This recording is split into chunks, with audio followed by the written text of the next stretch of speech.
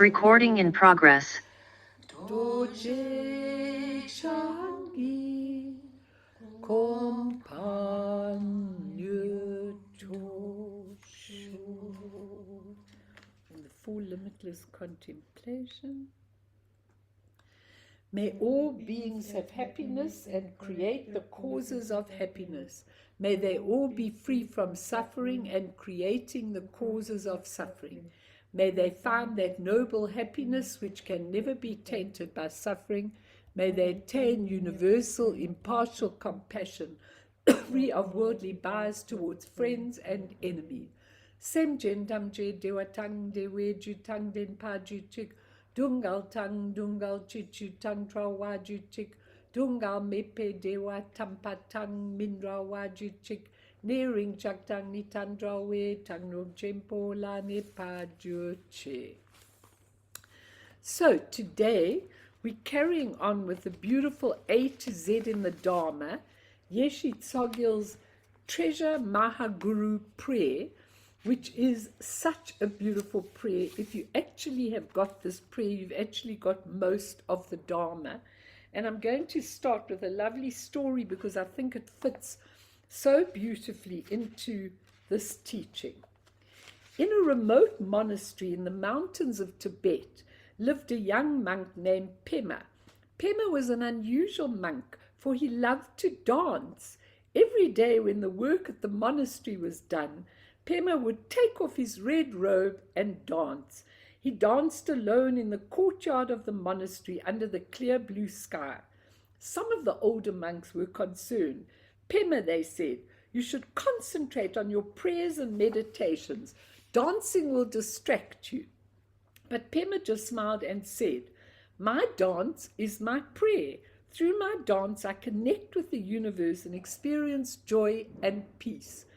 One day, as Pema was dancing as usual, a dark cloud passed overhead and a heavy rain began to fall. The other monks ran to seek shelter, but Pema continued to dance, his face raised to the sky and welcoming the raindrops all over him. When the rain stopped and the sun came out again, a beautiful rainbow formed over the monastery.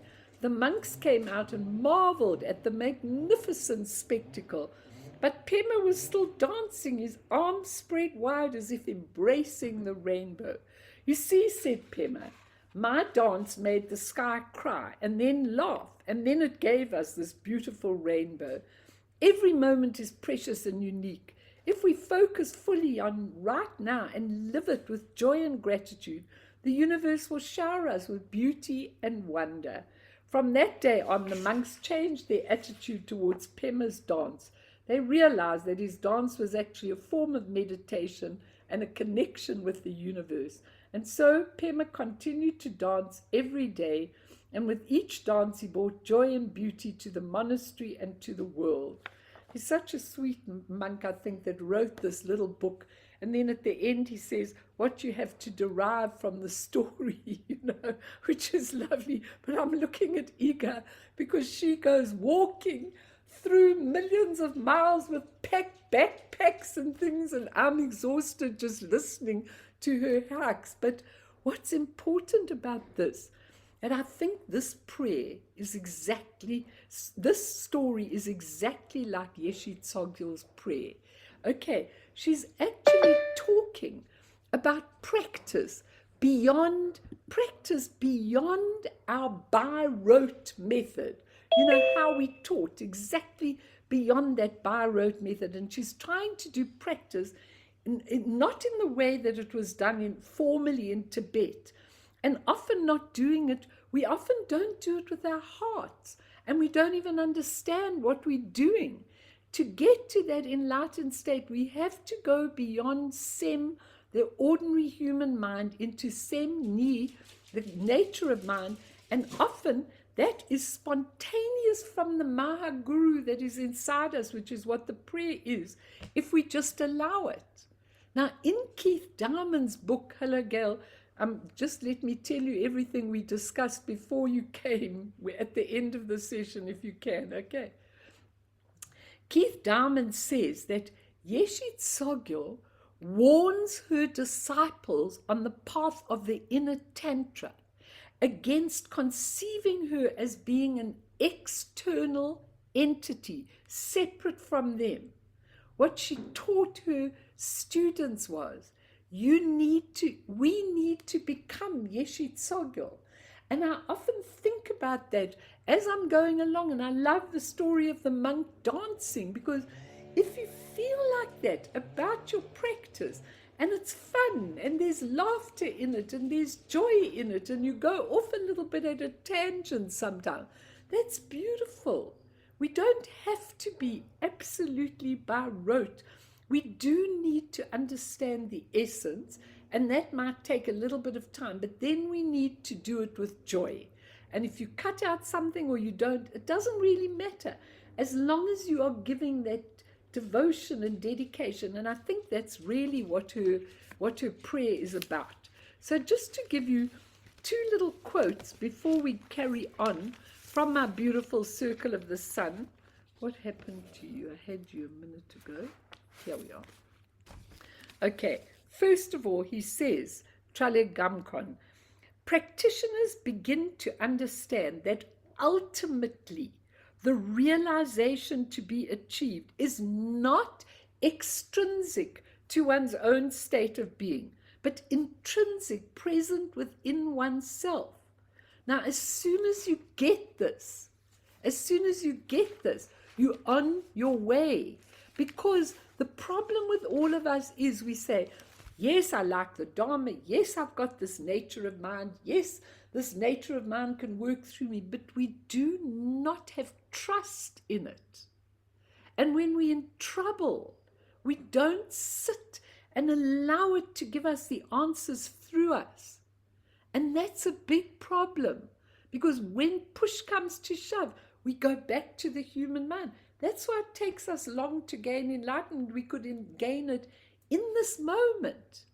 But we don't, because we've got the human mind and everything. And he says, you've got to see it intrinsic. So the next big problem you've got in your life, you've got to say, sit and trust in the Maha Guru inside you. And then there will be a solution to it. I've got to say, Evie, that when I listen to your attitude about illness, it's very beautiful. Okay, when I say to Evie, when I see her and I'm trying to protect her and look after her, she's gone through the mills, okay, then she always says, it's nothing, Melanie. I've got so many blessings. I've got so much that I'm so grateful for. You don't understand. And she's grateful for every little thing. If you're kind to her, she's so grateful. Now, I learn a lot from her. She thinks she learns from me. I learn from her because her humility is beautiful to watch. And that simplicity and that humility, sometimes she says to me, but I don't understand all the depth of the prayer. I say, I don't care.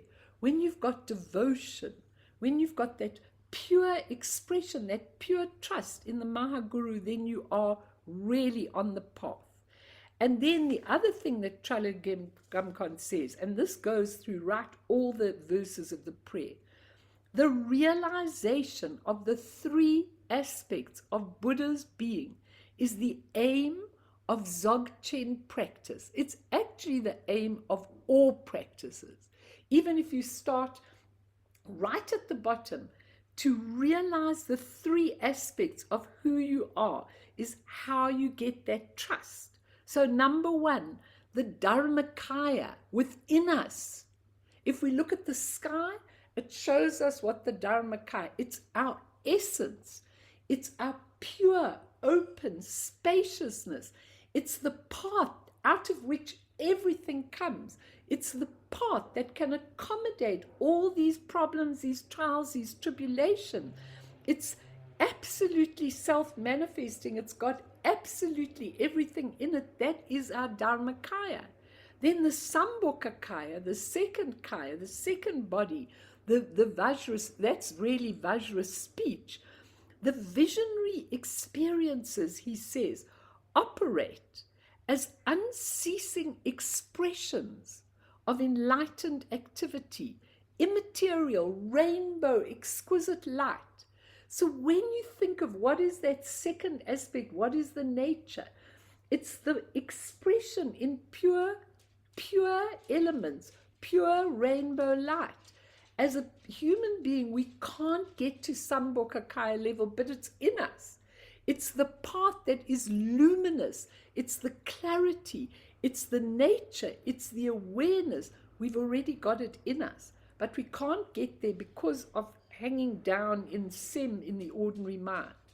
And then the third aspect is the Nirmanakaya, the third aspect that we've got in us. That's the physical embodiment operating in a world so that the needs of others are fulfilled. Total compassion, total energy. You can call it the Rupakaya if you want. It's the material aspect of Buddha's being. Now, what's very interesting is he says these three exist in union. And one of the verses says, where the three kayas neither merge nor separate. Now, you've got to think about that a long time. What does it mean in the verse?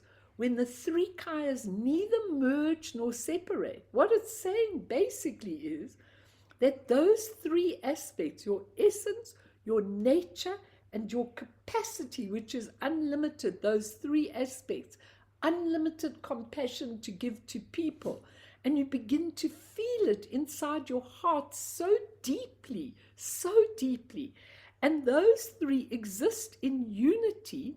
But also, if they didn't go out and do their job from the Dharmakaya, then we wouldn't be able to benefit from it. Then there wouldn't be teachings we could benefit from.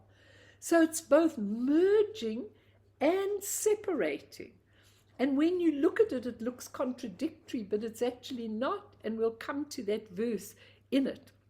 But relative and absolute realities, he says, can't be separated. That our physical expression cannot be separated from wisdom. So whatever we're seeing, if we looked at it properly, purely, it would be wisdom.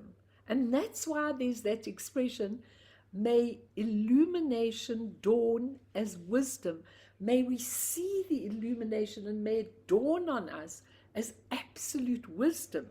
And he says, if you want to have transformation of yourself, he says, there's a gap between what one is and what one becomes.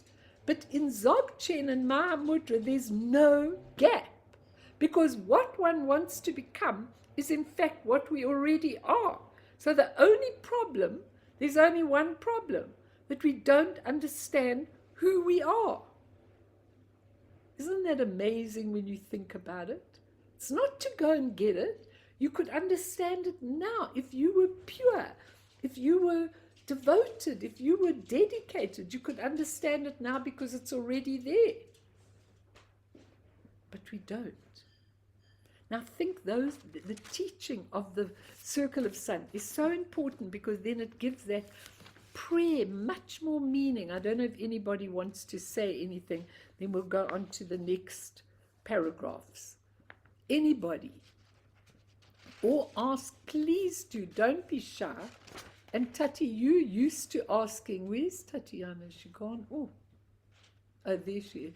You used to asking questions from Lamelena, so it's important. So are you, Karen.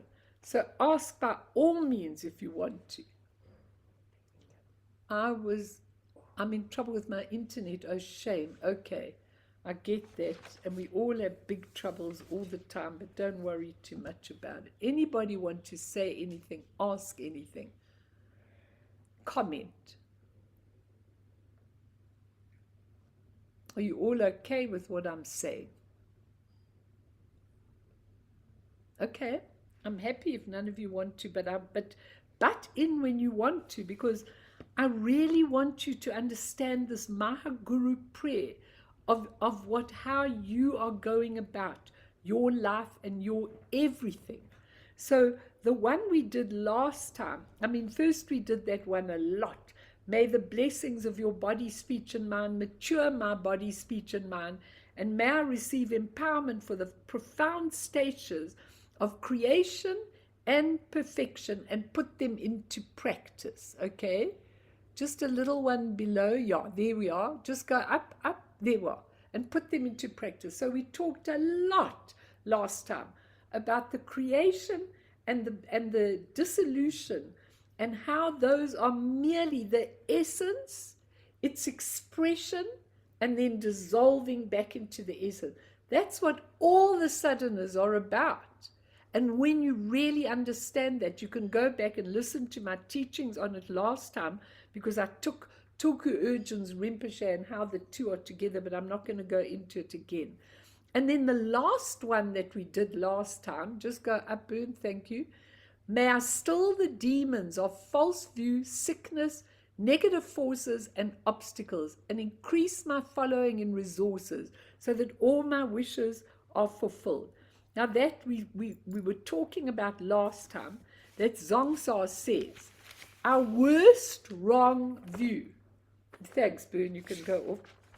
Our worst wrong view is our individualism. We are individuals, and there is the rest of the world expressed in duality. I'm here, God's there. I'm here, the Guru's there. I'm here, my thoughts are there. It's all one. And that's why the wrong view says self-cherishing and individualism is the worst of the wrong views, because it's destroying us, and we have forgotten of our beautiful mind, and Yeshe Tsogyal calls it the death of mind. We've forgotten about the pure mind, and the dualistic mind is the primary wrong view. Eternalistic, everything is going to be okay, and nihilistic, nothing is okay. And by the blessing of the Guru, may we be able to overcome this and all our obstacles. So really, may we know that, individuality is so difficult to get rid of. I mean, we brought up like that. Last night, my husband was watching the finals of the tennis. I don't know if any of you watched. I mean, such amazing tennis. Okay. But I was looking deeply at this. I was doing other things and watching the tennis. I mean, I thought it's so sad in a way that sport has become this. Because, it's all about winning. You saw that sinner's face afterwards. I mean, I wanted to go and hug him because I felt so sorry for him after all that effort. 5.5 hours of a game. I mean, how do you survive for 5.5 hours in that intensity? But that's our individualism. It's about winning. When my grandson was here, he said, Mimi, my dad says, when you play a game, you must win. I said, well, never mind what your dad says. Okay, I said, I'm your gran, and I say, no, don't play to win, play to enjoy and to be one with everybody. Where did we get this winning about? What did you want to say, David? Just referring to eternalism and nihilism. Oh, you know what? It's my fault. I keep forgetting to switch it off. Go on, yeah. Well, certainly for myself and my community generally, the eternalism is so baked into the Judeo-Christian white noise in which we were raised. And it's so toxic at so many levels, and actually does focus on a self, which either is going to be damned or is going to achieve salvation. And it's this like born not good enough. And then so it's very tempting to adopt a nihilistic approach and just to get as far away from that eternalism. So, the Dharma and this teaching, of course, is just such a more affirming teaching in terms of our basic goodness. But it doesn't come naturally to the Western mind. No, it doesn't. And how would you suggest we make it come more naturally to us? You're absolutely right. How would you suggest? Because it's so important. What's your suggestion on it? Well, having tried both extremes, I was born into the eternalism. I then moved to nihilism. Over there, yeah. So staying in touch with the triple jewel, requires some effort. It doesn't just happen as a default setting. That's the only real hope I have of keeping it front and center. Yeah, but you're right. But you see, that's called external refuge, where you say, I take refuge in the Buddha. Generally, it can be, I take refuge in the Dharma. I take refuge in the Sangha. Now, even that is only designed by the Buddha for us because of our duality, because of our eternalism, because of everything. But what I want you to learn to do is to do the inner refuge. And that's how you change. When you go, we'll come to it later. When you go, I take refuge in the Dharmakaya, I take refuge in the Sambhogakaya, I take refuge in the Nirmanakaya. For all my life, I mean, I'll give you the actual prayer. But when you do that, it is a completely and totally different thing, because if you see Tulku Urgent and Dilgo Kienzi's thing, goes like this: Namo, in the empty essence, Dharmakaya, in the luminous nature, Sambhogakaya, in the manifold capacity, Nirmanakaya, I take refuge until enlightenment. Now that is inner refuge in the Maha Guru, which really helps us with what you're talking about. It really, well, that's the view, right? That's the view. Exactly.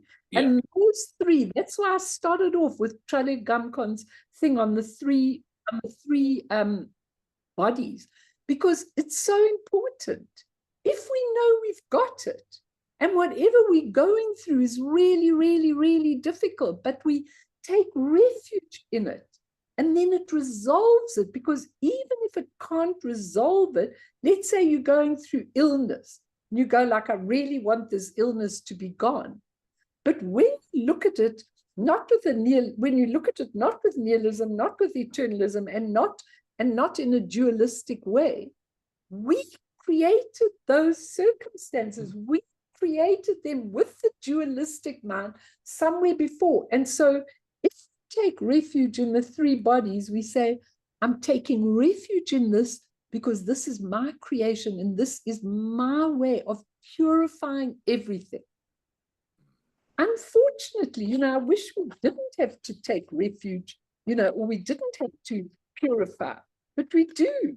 And so many people are suffering. I've got a list like this that I read in the morning, a long, long list of all the people that are suffering and all the people that are going through things. And yet, when you go through things, that's your best thing that you're going through, because that is what clears the karma, purifies, and gives you the chance to see who you are. And like Lama Lena, in her talk, Lama Lena goes, you know what? The worst thing in the West is when people are sitting next to a dying body, someone dying, and they go, you're not dying, fight, go on, you're not dying now. She says, that's like the worst individualist.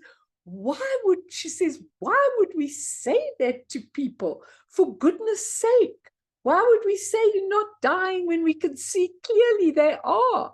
Why wouldn't we say you're dying? This is what's going to happen with your body. You try, if you can, and focus on the Brahma aperture and try and go out that way into the light. Why wouldn't we say that even to a non-Buddhist? Why do we pretend? Because of all our fears, because of all our phobias, because we don't accept that we come to birth and then we die and everything. We don't accept that in any way. We're fighting against it. This one guy, I think on Radio 702, who died recently, and they said he fought all the way. When I hear that, I just, he fought till the bitter end. Why would we fight death? When this is the end of our lives, we've done all the things we need to do. Why would we fight death? I'll tell you why we would.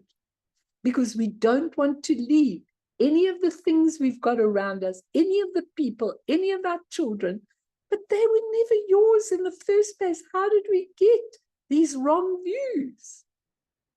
They were never yours. They're not yours. So many times I have to say to myself, When my kids tell me things and everything, I have to say to them, Melanie, shut your mouth. Zip your mouth, okay? Because they're not going to listen to what I've got to say. They've got to go through it. It's their karmic thing. It's not mine. But, you know, we are together. We feel for them. But, you know, when people are not ready to listen, they're not going to listen. But why would we say to people, you're not dying when you are? You know why? Because we want them. We want them to stay. We want them to fight, even though they're right near the end, you know? I mean, and that's how people are, and that's our wrong view in every way. Somebody phoned me a little while ago and said their sister was very, very sick, and they really wanted me to see their sister. She had cancer. She was probably going to die in the near future, and would I be prepared to see her? I said, of course I'd see her, even if it was on Zoom, because she lives elsewhere and everything. Anyway, to cut a long story short, she didn't ever phone me, the sister. She wasn't ready. She's a Christian. She didn't want to come to me or anything. I wouldn't have ever challenged her views in any way. I would have just tried to give her away, because I think that when you go into the bardos, you are going in the way you've been trained. So if you are a Christian, it's really fine by me if you go to Jesus's arms, because Jesus was a Buddha. And so it doesn't make any difference to me, or you go to Brahma or you go to anyone, doesn't make any difference to me. But what's so sad is she died last week, this girl, and then her friend came to me to say, oh, she died. If you saw how she fought this death, and I thought, oh, I don't want to hear how she fought her death. She didn't want to leave her children. She was young and everything. I really get that. But if you're educated, you know that it's not a mistake. When things happen, it's not a mistake. It's not the universe picking on someone. It's not God picking on someone if you want to be dualistic. It's our creation. We are God. We are the universe inside us, the Maha Guru. And that's what Yeshe Tsogyal'S saying here. It's really important. But let's go to the next verse, Bern, which gives some interesting things, which is verse 5. Okay. Yeah, that one in the middle. In cemeteries, mountain retreats, snow ranges, and other places with all qualities, she says, may I constantly practice the profound meditation of the quintessential view, such an important one. Now, Zongsa says, she is giving isolated places. She's not only talking about physical places. He says cemeteries are also where our bodies will be discarded any day, any time. So she's saying in cemeteries, he says there's cemeteries everywhere. And maybe we can even find an isolated place, even at home. It's very true, because that's why when I'm going into this new house, I mean, I'm getting my shrine room built. I won't build it with red, because that'll be too difficult for all the people around me. I'll build it with wood, okay? But I'm having it built because I've said to myself, what if I really get old and I can't travel to retreat places? I want to know that that is my retreat place, where I can work completely and totally with no distraction. The rest of the house can go on, but that will be my place. And he says, if you can find an isolated place at home, this is what she's talking about. She has other places with all the right qualities. And he says a glacier, why she says a glacier, he says, is where we do Kundalini practice, the Tumo heat practice. You know, when they come out of the 4-year retreat at Sammy Ling, they used to come out in the middle of winter and snow, and they used to have no clothes except their little robes or whatever they had. And that was because they did the Tumo practice. And that brought the warmth right up to your whole body, because it actually deals with it in another way other than clothing. So you actually, you actually get the heat. So that's why she's talking about glacier places. He says our desires, especially physical, is strong for humans. And the tumor helps with desires. As long as we can go to these isolated places, we can find our true natures. And he says, by the power of the Maha Guru's blessing, everything is essentialized into one thing, trusting the Guru. That's the bottom line when she says the quintessential view. And it is not, for most of us around the world, even mostly in South Africa, we don't have the Guru next door. We're not living in a monastery. We don't have the Guru next door. We have to go traveling once a year if we are lucky enough and go and find the Guru, but we don't have the Guru next door. So we need to rely on our Dharma friends, and we need to rely on the Maha Guru for the quintessential view. So when you are feeling not sure, mistaken, not sure what you should do, just go to your isolated place. I've told people, build a little shrine in your bedroom, that's fine. But kind of put the space around it so that it's yours. Because what happens when you've got a space is that all the dakinis come and all the Dharma protectors, because it becomes a sacred space. So even if you do it in your room, even if you do a little separation in your room from your little place, if you've got that space, lots and lots and lots of things will happen. And as you know, in this house, I haven't got that space properly, but this little section is my space. So, I said to Joseph, we have to stay here longer. I'm getting a separation to separate it from the rest of the room, but then the rest of the room will be dark if I put a separation. So I've just separated it in my mind. And now I'm quite loving it, because it's my place. When I sit down in the morning, I know that beings are here. I know that Guru Rinpoche's beautiful smile is on me. I know that Ekong Rinpoche and Lama Yeshe, the photos there, they're looking at me when I'm doing prostrations and things like that. So it's really my isolated space.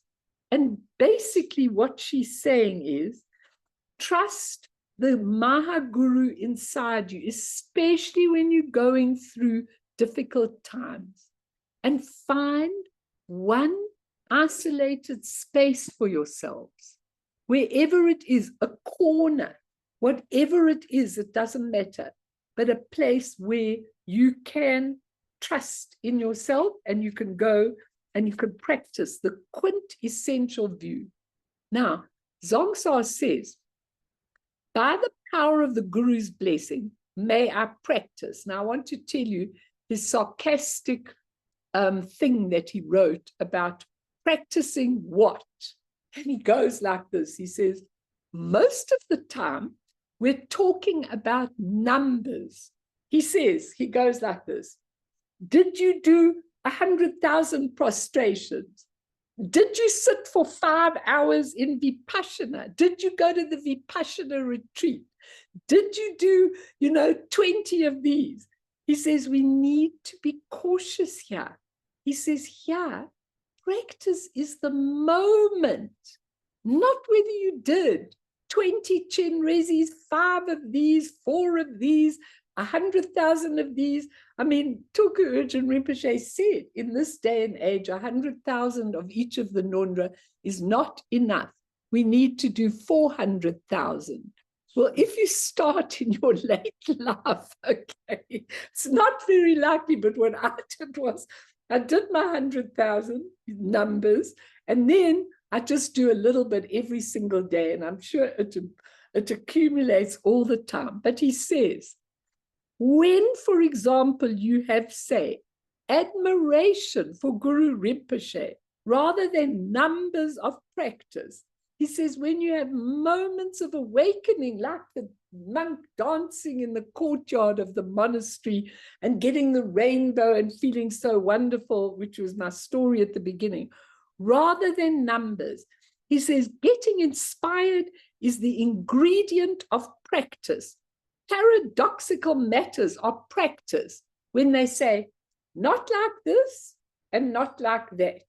Then you go, oh, not, why is he saying that? What's he doing that? I mean, Lama Yeshe gave me many paradoxical statements, many times as the years were in his really early days. We used to go for walks on Holy Isle, and then he used to tell me really things that blew my mind. And I remember one day, you know, he had me and he had this other devotee, and she lives in the UK, and she's quite, I mean, she's totally devoted. She's Western, but she's totally devoted. So whenever she went in front of him, she'd go like this. When she moved back, she would never turn her back on him. She would go like this back. Her name was Joy, funnily enough. Okay, and Joy taught her little group in the UK, and she did it. And once Joy, I remember Joy saying to me, Melanie, why are you doing Tara and this and that? She said, all you have to do is trust Guru Rinpoche and you'll have everything. And you know what? I said to her then, and those were in the early days, I said, I know, but I'm not ready yet. I said, I've got to use Tara in me to get where I'm going. And then one day I got where I was going when I saw the picture of him. It looks like me. And I said, I heard my voice saying, I'm back. And I was back to Guru Rinpoche. There were things I had to do to cleanse myself before I could get there. And then I was there. That moment is so important. And, you know, Lama Yeshe, so one day, I mean, Joy did all these sort of things. And one day she came to me, I've told you the story. I was walking with Lama Yeshe around the, I can't think of the name where you walk. What Bern say again? I don't know, my mind's a bit crazy. The stupa. The stupa, thank you. I was walking with him round the stupa, and then Joy went off. She always walked on the one side, I walked on the other side, and then I knew you were supposed to walk on the left of him or not the right of him. I don't know, I've never understood all those things because I've always been a rebel wherever I was, even in Judaism. And she came running back. She went off and I was walking with him. And she said, Melanie, I had to see if he's here. I said, why? She said, because I went far away from this and I saw him there. And I thought, he can't possibly be there because we've just been walking and I've walked all the way there. How could he be there? I said, well, you saw him manifest right next to you. That's all. Don't worry about it. Even in those days, I knew. I said, it's wonderful. You saw him. It comes from you. You manifested that. You are the Maha Guru. You can manifest anything that you want, providing it's obviously within the balance of your merit and everything that you are. Whatever you want, you manifest. Simple, and that's it. So the paradoxical matters, says beautiful Zongsa, are so important. Any questions, any comments? Because I want to do a meditation and I want to, and with the quintessential view, I really would love to read you some of Guru Rinpoche's true view, because I think it really gives us a great thing. But you know, you've got to decide. Oh, this is another sentence. He says, numbers are achievable, said Zongsa. Scientific reliance limits us and cages us.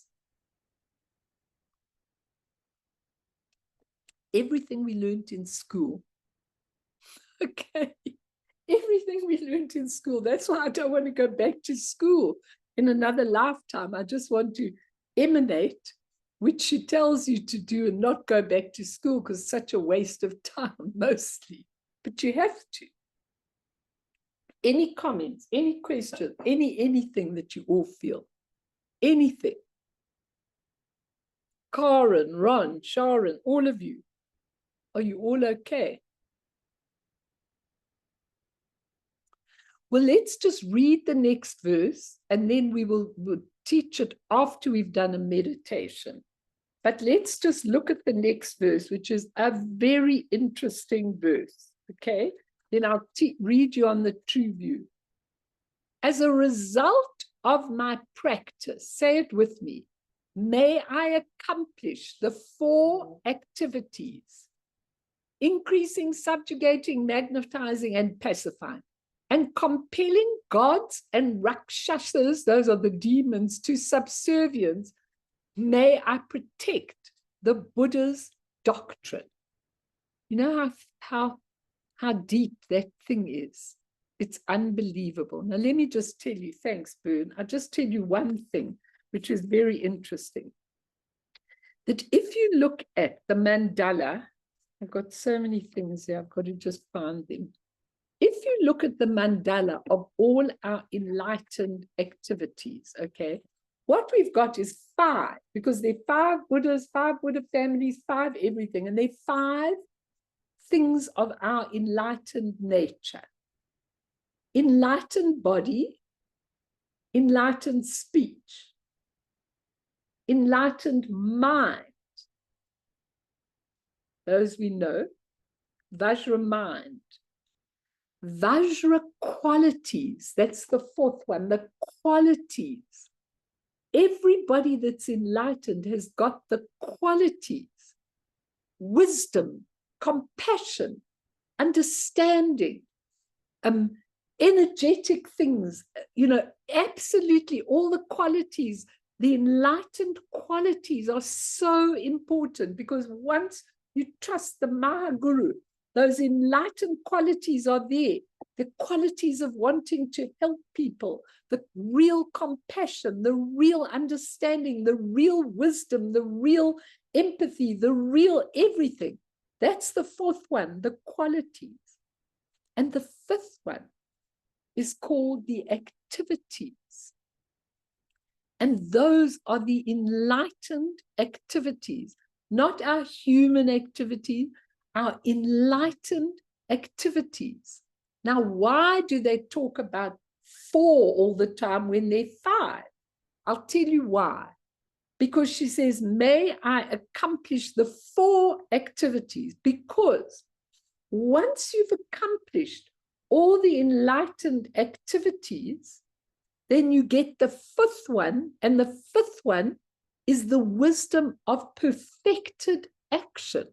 So once you've got the 4 enlightened activities, then you've got to get to the action, the perfected action. What does that mean? It means when everything just happens through you, you no longer have to think about it, you no longer have to determine it, it just happens through you like that. Okay, but you've got to get the 4 activities first, which is what she's talking about in this prayer. Okay, and I want us to discuss these 4 activities, because as I called the whole topic A to Z in the Dharma, this prayer's got absolutely everything. It's not just that she's standing, Guru Rinpoche is leaving and she's standing there saying the leaving prayer. She's actually giving it to us fully for what we are able to do. And I want you to understand this 5th aspect, which is the enlightened activities. We never do enlightened activities. We do absolutely human activities. And sometimes those might be close to enlightened, but they're not enlightened activity, because enlightened activities work as long as the karma is right and the circumstances are right and the merit is right. But what I find is that so many people ask me to pray for them, and sometimes I'm praying all the time, and sometimes amazing things happen, and trust me, I don't give myself any credit for it.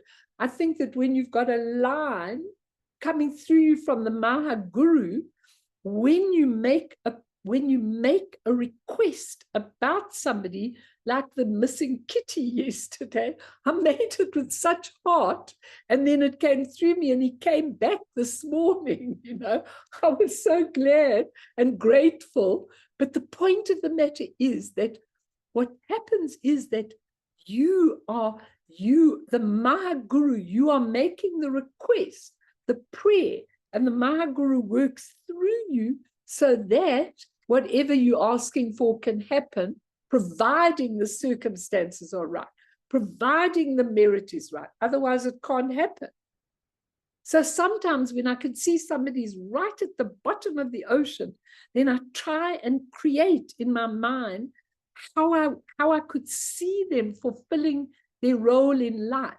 And sometimes it really does work. And it's not from me, trust me, it's through me.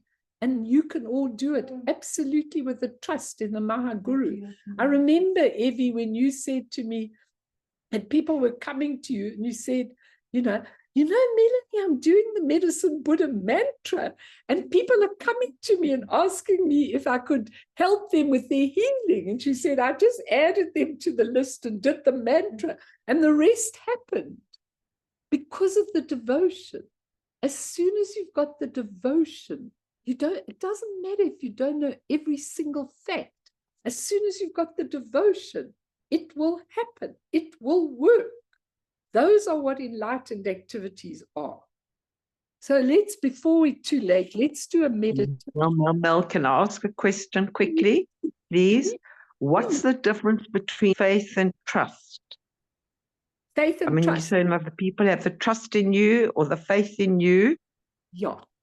What is the difference? I don't think do you think there's a difference? I think trust and faith are I think they're similes.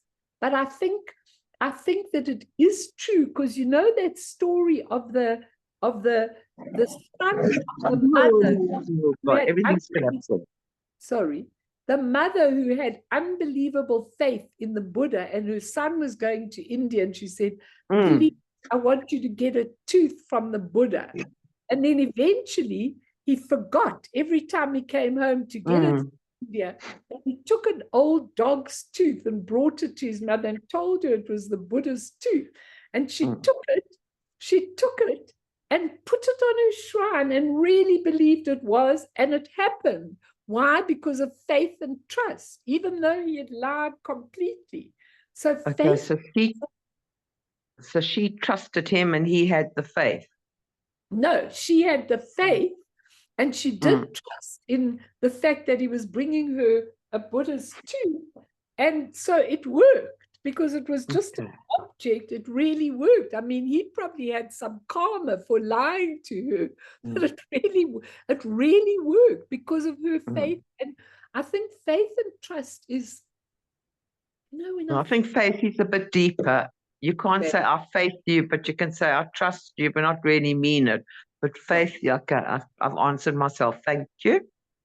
It's very important, because it's lovely, all of you who've got you've got so much to offer. And that's why in these every second week, I want you to say a lot of the things you've learned in your practice and in your Lamalena, and Ron and Sharon also, all of you. Tatiana goes to beautiful lamas. I want you all to share that, because I'm sure you must be sick of me a bit, and my stuff that goes on like a roach, But I think it's lovely. Not at all. Anyway, it's lovely and fresh. Thank you. Do. Melanie, can I say something? Absolutely. Talking about faith, coming from where I have right now with all my surgeries, I do believe that it is the absolute faith and surrendering oneself to the ultimate that brings you to this position where you can heal and you can get over it as quickly as possible. And trust. It just goes together. For all of you, I watched this woman. I mean, she actually came when we were having the opening of the center. She couldn't walk hardly, and she couldn't, the pain was unbearable. And she walked into that thing. For me, she did it. She walked into that shrine room, into the place, And she just took control from a wheelchair I've never in my life seen, okay? And she did the whole thing. She organized the whole thing. And I thought, she's definitely going to be there on the day. She said, no, no, no. That was my role. So she didn't even come to see the benefit of her work. Now, that was faith and trust, okay? Trust. You trusted, even if you trusted in me, you had the faith that we would do this properly and the generosity to see that it did properly. And you know what? That was your giving. Okay. And that's what I want to say to all of you. I mean, there was Kasturi, she was going to go through major, major, major surgery. If I tell you, don't even ask, the whole spinal column and everything. But she still was prepared to do that before this opening. And she did it with willpower, because I could see she was absolutely in agony. We drove all the way there. She drove the day before there. She got a driver to drive her and everything. And that was it. Her offering, the way she offered all of that, for me was an insurance that she would heal. And here she is, walking slowly, but I mean, a miracle, really. You are a miracle to me. And you know what? It all came out of that trust. And I think it was because from your Hinduism, you always had that very different to our trust in Judaism or Christianity, because you always had that inner stuff. You know, you knew that inner stuff, which really makes a difference. Don't you think, Kasturi? Aren't you a miracle? Yes, yes. And there's more to happen. There's more coming now, because for me to continue my healing, I have to do another surgery on my knee, because it's just the way it is. And it's more mechanical. And I have to accept that if I don't have my knee replaced, my right knee, I'm not going to be able to heal completely. It's so difficult. And you keep asking why. But then again, you come back and say, it is necessary. It is the path I have to follow. Because there are no answers. You know what? No, and you look at Kasturi, all of you, you got to understand that she's lost 2 children. She's lost 2 children. So she's paid a really heavy price in this life. But if you pay a price like that, and you have to go through what she's gone through, if you can lift and trust that Maha Guru inside, you will go through to the end of your life, and you will be able to do it. You will be able to do it. You know, we've got a connection. I hadn't spoken to her for a long time because she hadn't been well. She used to always come to our group. And then I just felt that connection, and we got connected between us. We got the lines up there, you know, really through. And that's I want you all to learn from that, because you can't go through worse than what she's been through in this life. You can't. It's not possible to be human after that, you know. But if you lose 2 children, and then you go through the whole of your spine, and then you go through operation after operation and all the other things she's been through, it's a bit much for one human being, unless you connect with the Maha Guru and you see that this is not a heavy identity of a life. This is just something you've come to complete and to finish, and she will finish it. If I've got any say in the matter, you know, she will finish it in this life, because no more after this life. You come back with full service in the next life, and that's it. Okay, I mean, finished. I really think this is such a wonderful example for all of you to learn, because I don't think any of us could have stomached what she went through, really. So no, I sometimes believe it's not just what I've gone through. Everybody goes through something that it's never the same. Yeah, you know, it's never the same. Never the same. But the thing is that whatever we go through, if we can just see it as a purification, Yes. which Yes. we have set in motion. We have set that in motion.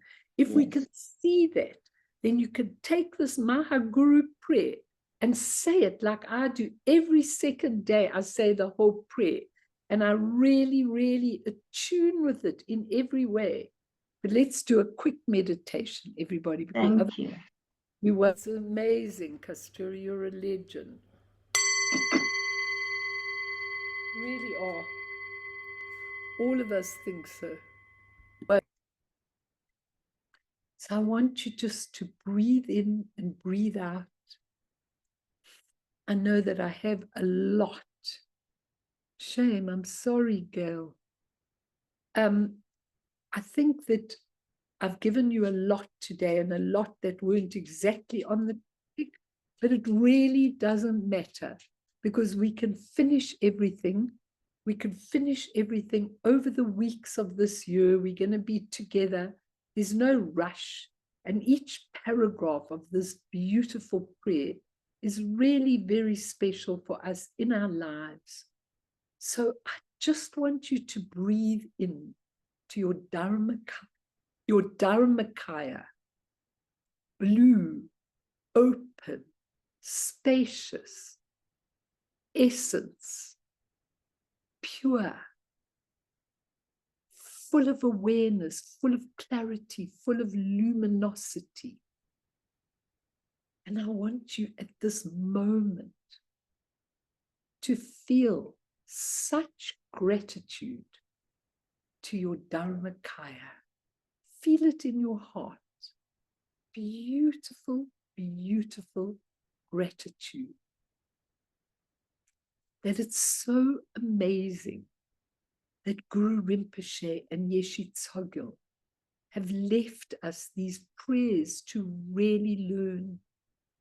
That Tulku Urgyen Rinpoche has come and given us the most beautiful explanations of all these things, the quintessential view, the enlightened activities, which we'll learn next time, the devotion, which is right in the first one, Maha Guru Chinlapji, the devotion to the Maha Guru, getting that wrong view out of the way. I, me, myself, never had a space in the Dharmakaya, because it was never about I, me, myself versus you and the world. It was always oneness. So I want you to feel that oneness right now with your essence, with your Dharmakaya, with your Maha Guru. And I want you to see that the purity of the Dharmakaya can only have pure expression. It can never have impure expression. So if I'm looking at impure expression, it is because my eyes are closed. I can't see. There's always my essence, the Dharmakaya, its beautiful nature, luminosity, clarity, awareness, the Sambhogakaya, and its pure expression, the Nirmanakaya, unlimited compassion. And those three are your divine inheritance. They are yours. Dzongsar said, which I told you one of the weeks before, if you are the son of the Duke of Edinburgh, of the Duke of Norfolk, then you are entitled to receive that title and everything that goes with it, because you are born a son. Now, when you look at your Maha Guru, and even though, as Dzongsar says, we may be green tomatoes, The tomato is there. It's just got to ripen because we've forgotten. And so we are entitled to the inheritance of this pure wisdom and this pure knowledge and these pure enlightened activities and these pure enlightened qualities and beautiful Vajra speech and beautiful luminous mind. We can inherit this because we already have it. We are entitled to it. We just have to put down all the preconceptions, all the human individuality. We put that down and we open ourselves out like the monk dancing in the rainbow. And we open ourselves out to receive all of that within us. Feel that beautiful gratitude, knowing who you really are.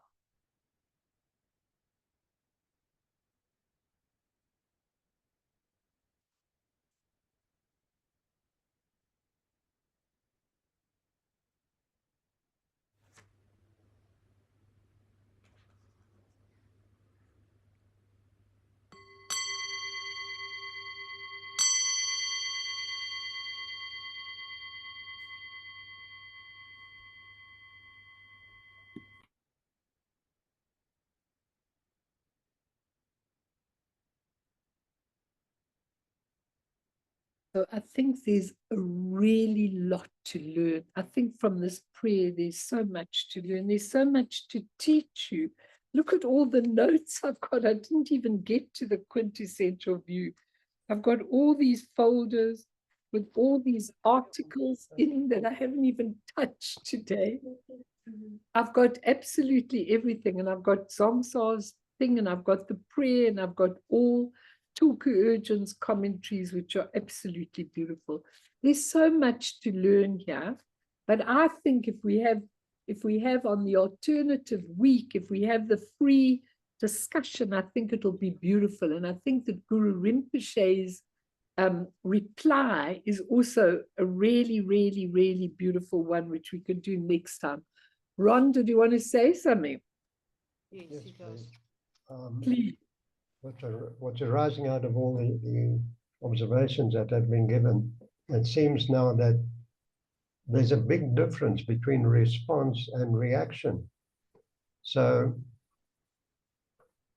as was mentioned now, as soon as we refer to how I'm feeling or how it affects me, or I myself think, I'm cutting myself dead from the rest of the world, whatever is happening, from these teachings, from the observations, from everyday events that are enlightening. If I could just drop the I, and instead of using those words, we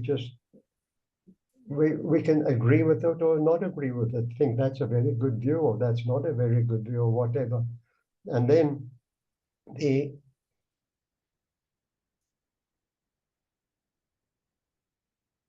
governing factor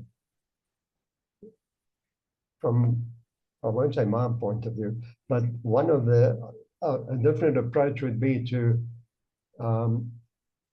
use the forgiveness. So forgiveness is the fragrance the violet sheds over the heel that has crushed it. So that applies to anything that is referred back. And we've forgotten that part that falls back Absolutely. to the view that's taken by this embodiment. Yep. So the different forgivenesses. The one is that everything else, and the other is this forgiveness. And there is so much that comes here. But then once we start working this way, then it becomes a different viewpoint in the sense that whatever takes place. Now, this is a difficult one, but it is so potent that we give thanks for what is happening now. So it worked through this karma. And the next embodiment, there's a freedom of it because it had to be worked out somewhere, somehow. I mean, Yeah. we look at difficulties in the past and just fob it off like that. So they think you wake up every morning and you wake up with a different view. This is a good day. The past is very, very important what you're saying, very important, but it's so difficult for us because when in doubt, when in crisis, we just go back to the I. You know, it's the only thing. I'm scared, I'm this, I'm that. What you're talking about, the responsiveness or reaction, you know, that's the reaction. And I think it's so important because I've got this beautiful thing. We must end, but I'll do it. I just want to give you this one thing, which is, I always keep these Churchillian sayings, you know. So he says, fear is a reaction, courage is a decision. Very interesting. Fear is a reaction, courage is a decision. I think you had courage, Kasturi, for absolute sure. And I think you decided to brace it with courage, although I'm sure there were lots of times when you thought, oh my God, not me, you know. But anyway, let's dedicate Bern, and then if anybody wants to ask, with pleasure, because I'm only going to see you all in a couple of weeks' time. I'll text you. But in the meantime, take some time for yourselves and really look at stuff. There's a lot to think about. There are a lot of YouTubes. You can go back and do anything. And we'll continue with this Maha Guru prayer when I come back. So we dedicate it for all those going through terrible suffering. There are so many that it's very sad. And through this merit, may all beings attain omniscience, may all obscurations fall away, and may all dictatorial leaders who are working for their egos rather than the good of people, may they also awaken in a moment to really be better and look at and do it for the sake of all the beings they are leading. From the stormy waves of birth, old age, sickness, and death, from the ocean of samsara, may all beings be freed. Sonam diye tamche zipane topne nepe dranam pamshene chegana chibala trupaye sipe sole doa dro warsho.